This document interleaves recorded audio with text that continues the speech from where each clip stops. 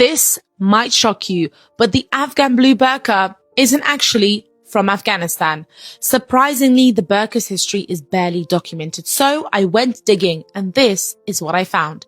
In the ancient world, from classical Greece to the Achaemenid Persian Empire, women of royal households covered themselves heavily in public, not for religion, but for status. Even in parts of medieval Europe, the face veil exists as early as the 14th century. Seclusion was a privilege of the darbar, the royal court. A royal woman's face was considered too precious for ordinary people to see. Ordinary women moved freely and did not wear full veils. As this idea spread into the Persian, Timurid, and Delhi Sultanate courts, it became known as Purdah, meaning curtain in Farsi. Women behind curtains, screens, and balconies. By the Safavid period, some women wore a ruband veil with a light mesh panel over their eyes. Then something remarkable appears in the late 1500s.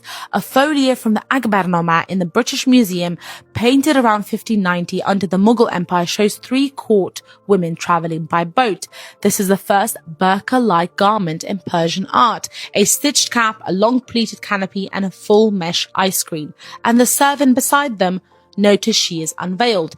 This was worn by women of royal households, Hindu, Sikh, and Muslim. From Agra, Delhi, and Lahore, this garment spread through court networks into Kabul's aristocratic families. In Qajar, Iran, in the late 1700s, women from elite urban households also wore the ruband veil.